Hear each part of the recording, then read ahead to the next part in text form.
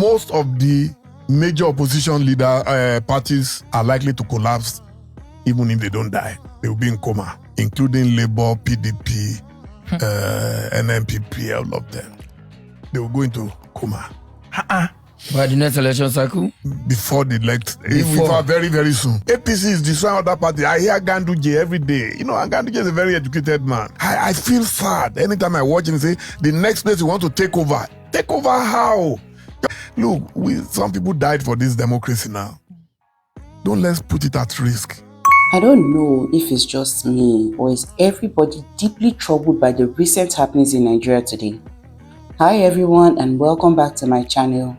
I would like us to have a deeper conversation about what is going on in Nigeria today because this clearly affects us, affects our children, affects everything for generations to come.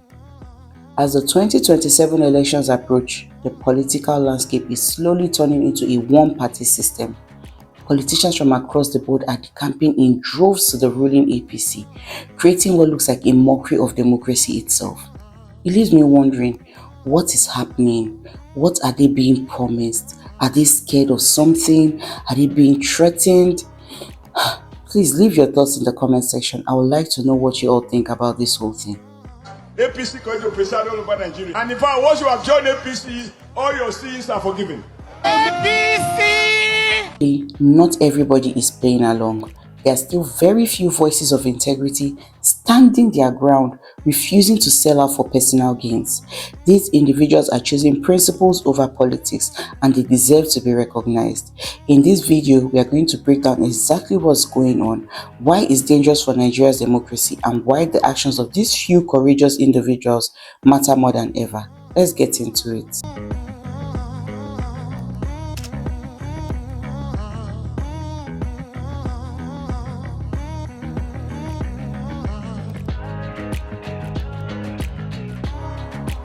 Fam, we need to seriously discuss this. So Nigeria is bleeding. It's not just about the economy.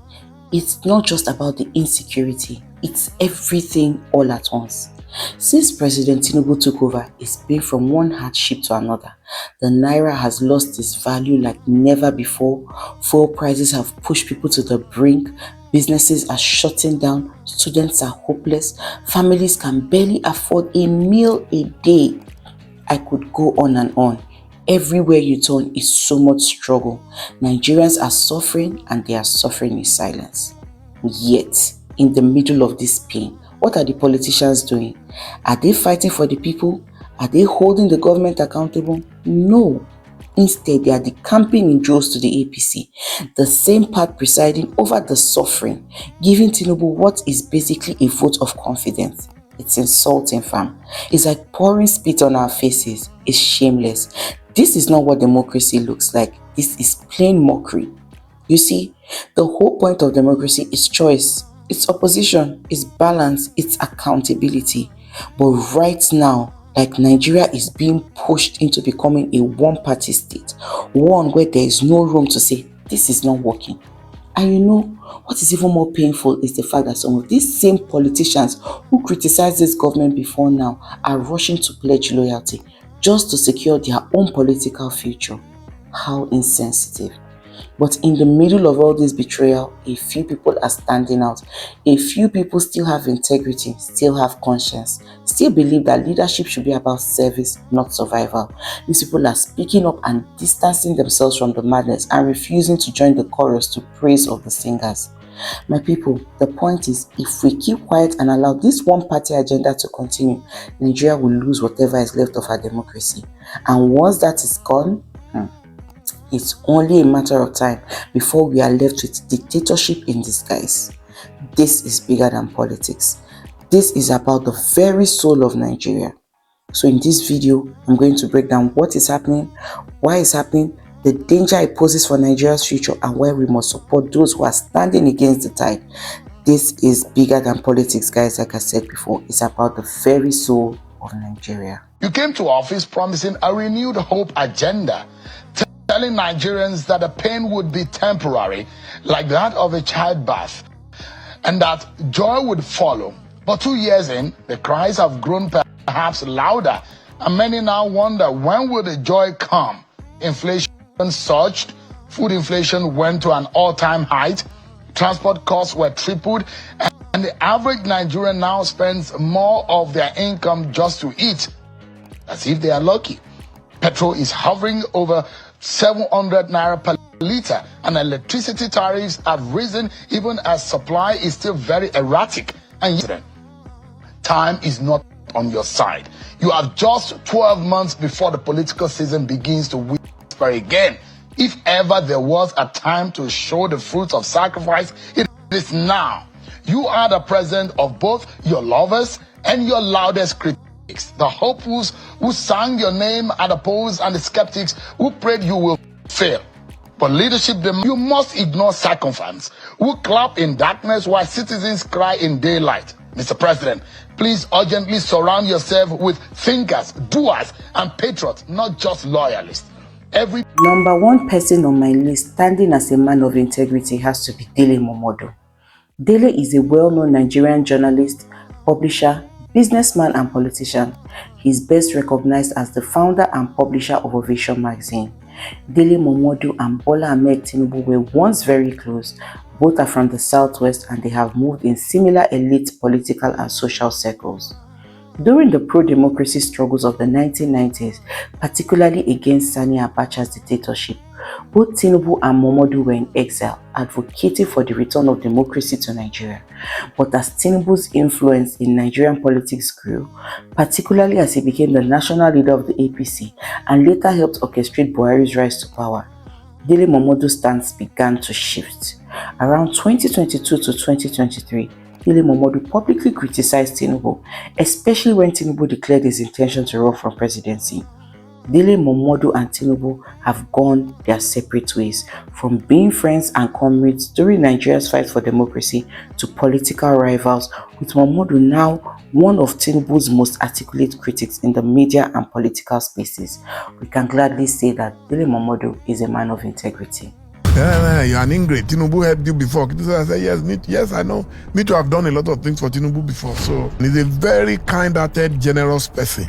But politics, I cannot stand anything that suggests that your word is law and nobody else can challenge it.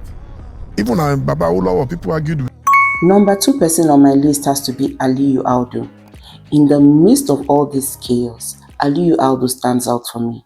The senior special assistant on public affairs to the president tendered his resignation this week. You would think that he should be happy with the accomplishments of the party, but Aliyu has seen that this is not right.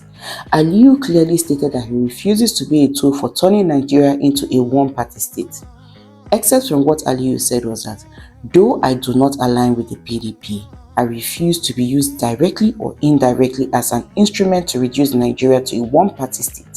That would be a betrayal of both divine and favor and democratic principles. After all that God has done for us as a nation, especially in these times, we owe it to Him and to posterity to uphold values that reflect justice, balance, and liberty. True democracy thrives on healthy competition, not political domination. If we now begin to silence or crush opposition simply because we have the upper hand, then we are no different from the very system we once criticized under Obasanjo in 2023. Such a path is not only politically reckless, it is spiritually reckless. Well done, Audu. What do you guys think? Please share your thoughts down in the comment section. Number three person for me has to be Amy Mobong. The Akwa Ibom Commissioner for Special Duties and Ibom Seaport, Inian Mobong, resigned barely 2 hours after Governor Umo Eno announced his defection to the APC. He said, "While I cannot question or fault the governor's personal decisions, I am unable to join in that sojourn. My decision is born out of my belief in politics with principles and my long-standing opposition to that political platform, which is daily validated by the numerous Nigerians across many sectors." Well done, Mr. Ini. Well done. The fourth person on my list has to be Ajuri Ngelale. Even though Ajuri, that was former special advisor to the president on media and publicity, an official spokesperson, had said that he was going on an indefinite leave of absence, I strongly believe that his beliefs was no longer aligning with that of the president. It's been close to a year since Ngelale revealed that he had submitted a memo to the chief of staff informing of his decision to pause his functions. He explained that the decision was after consultations with family due to a worsening medical situation. But I'm sure we all know the truth. He's someone I've admired from afar. So that's where we are, my people. A country struggling to breathe under the weight of bad governance, betrayal, and political games. What we are seeing with defections to the APC, the creation of a one-party state, this is bigger than politics. It's a fight for the soul of Nigeria. The question now is simple. Where do you stand? Are you going to be among those who keep quiet, pretending that everything is fine while the country sinks deeper into chaos? Or will you be among those who choose to speak up, even if it's unpopular, even when it's risky? The real change starts with us speaking up, staying informed, holding leaders accountable, and refusing to be used by politicians who don't care if we eat or survive. If you found this video helpful, make sure to like, subscribe, drop your thoughts down in the comment section. I would like to hear from you. Until next time, stay conscious, stay bold, and stay Nigerian. I remain your favorite girl at Arodo, signing out.